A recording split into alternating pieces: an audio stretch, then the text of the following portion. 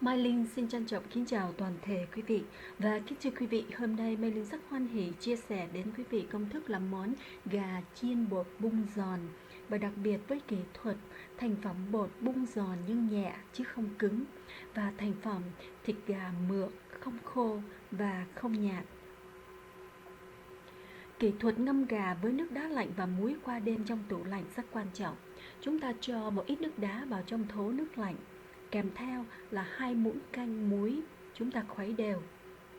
Mai Linh có tất cả là 4 đùi gà và 4 cánh gà.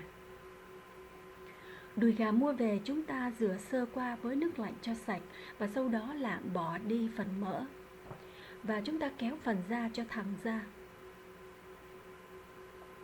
Dùng dao chúng ta khứa một vòng tròn xung quanh đùi gà phía cuối xương. Chúng ta cắt cho đứt đi những gân gà. Và chúng ta lạn bỏ đi phần da cũng như tất cả phần sụn nơi cuối xương.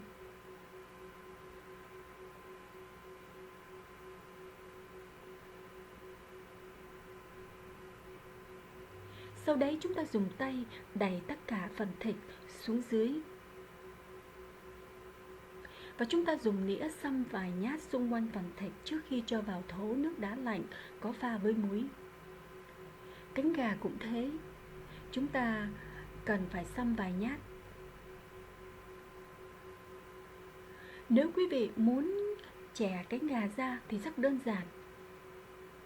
Quý vị chỉ việc bẻ ngược phần xương lại thì hai phần sụn sẽ nhô ra. Chúng ta cắt ra phần da thì cánh gà sẽ rời ra. Nếu quý vị ngâm nguyên cánh gà và nguyên đùi gà thì cần ngâm qua đêm. Nếu quý vị ngâm một khối thịt nhỏ như thế này chỉ trong vòng 5 tiếng. Sau một đêm ngâm gà trong tủ lạnh thì chúng ta vớt gà ra. Kỹ thuật ngâm gà này là để giúp cho thành phẩm gà thịt được mượt, không khô, không nhạt và đặc biệt tất cả các máu tanh được toát ra.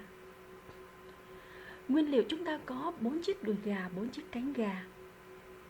Gia vị là 1 chén sữa bơ, nửa muỗng cà phê tiêu bột, 1 muỗng cà phê tỏi bột, 1 muỗng cà phê củ hành bột, nửa muỗng cà phê muối, nửa muỗng cà phê ớt bột, nửa muỗng cà phê đường và 1 chén tương ớt. Quý vị hãy lưu ý, quý vị có thể dùng bất cứ loại gia vị nào quý vị yêu thích để gia vị với gà cũng được, không nhất thiết là phải dùng tất cả loại gia vị này, nhưng quý vị phải có phần sữa bơ.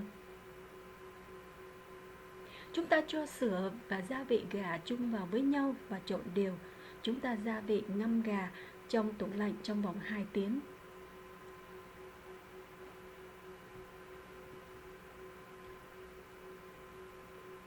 Nguyên liệu của phần bột thì chúng ta có 3 chén bột mì, 1 chén bột ngô và 2 muỗng canh bột nồi, 1 muỗng cà phê bột tỏi, 1 muỗng cà phê bột củ hành, 1 muỗng cà phê ớt bột, nửa muỗng cà phê ớt màu, nửa muỗng cà phê đường, nửa muỗng cà phê bột tiêu và nửa muỗng cà phê muối. Một lần nữa, quý vị có thể thay thế gia vị với những gia vị gì quý vị yêu thích, nhưng phải là gia vị khô. Chúng ta cho tất cả gia vị vào chung với bột trong một chiếc bao. Chúng ta túm miệng bao lại như chiếc bong bóng và xóc cho đều. Chúng ta chia phần bột có gia vị này ra làm 2 phần bằng nhau.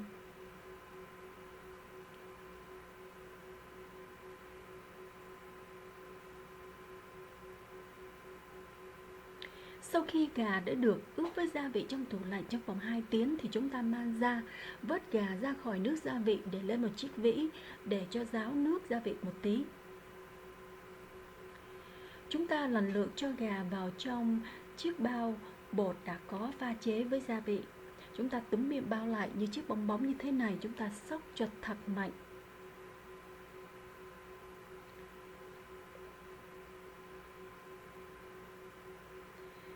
Chúng ta man gà ra khỏi bao bột nhưng cần phải rũ cho mảnh để cho những bột khô dư thừa được rớt ra.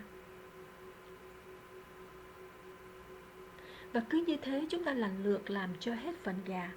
Sau khi tất cả phần gà đã được xóc với bột rồi thì chúng ta nên để cho gà và bột nghỉ trong vòng 10 phút. Nước gia vị mà chúng ta ướp gà còn dư thừa thì chúng ta cho vào đó là 1 quả trứng gà, 3 muỗng canh rượu trắng. Đây là kỹ thuật giúp cho thành phẩm của bột giòn nhưng nhẹ chứ không cứng.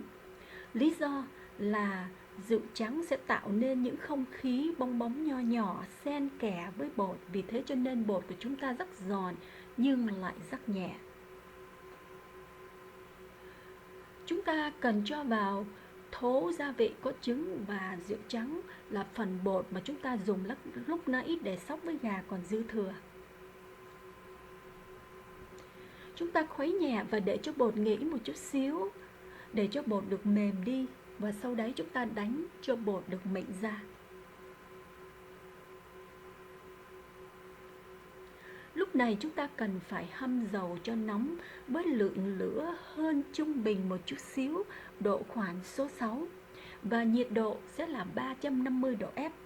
Nếu quý vị không có nhiệt kế để đo độ nóng của dầu thì quý vị có thể cho vào đó một ít bột. Nếu quý vị thấy bột chiên nổi lên có nghĩa là dầu đã nóng và chúng ta có thể dùng để chiên gà được. Lúc này chúng ta cần đến bịch bột sạch có gia vị thứ hai. Đây là bịch bột đầu mà chúng ta dùng để xóc với gà đã dùng hết. Chúng ta nhúng gà vào trong thố nước bột gia vị để cho ráo một tí xíu, rồi chúng ta cho vào trong bịch bột, túm miệng bao lại. Như chiếc bong bóng như thế này chúng ta phải xóc cho thật mạnh.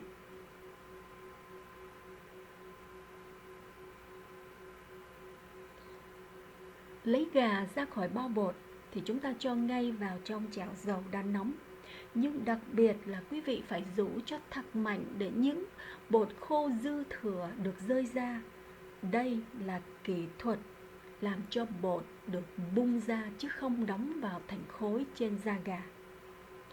Khi quý vị cho gà vào trong chảo dầu nóng để chiên thì quý vị phải để cho gà chiên trong vòng 9 phút. Trước 9 phút quý vị không được đụng vào và quý vị không được chở gà. Nếu quý vị chở gà trước 9 phút thì bột sẽ bị tách ra khỏi da gà.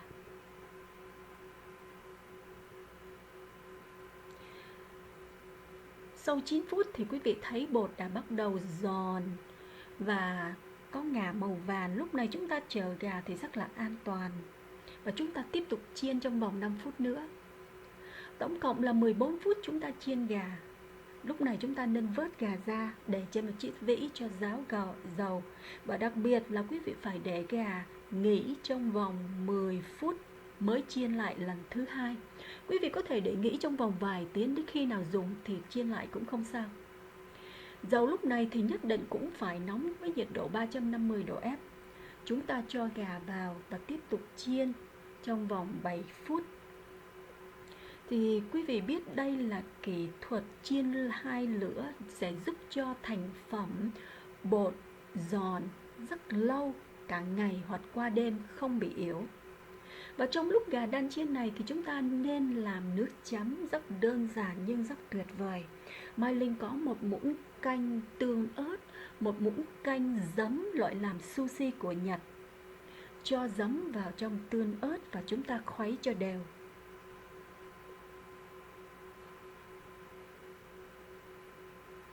Kế đến cho vào một ít hành lá. Đơn giản và tuyệt vời nước chấm. Đây là thành phẩm của gà với nước chấm. Và đặc biệt là món gà chiên này chúng ta nên ăn kèm với món xà lách của bắp cải. Xin quý vị hãy ấn vào link dưới đây để xem công thức. Đây là thành phẩm gà chiên bột bung rất giòn, thịt rất mượt, không khô và không nhạt. Xin chân thành cảm tạ quý vị đã theo dõi video của Mai Linh. Xin hẹn tái ngộ vào những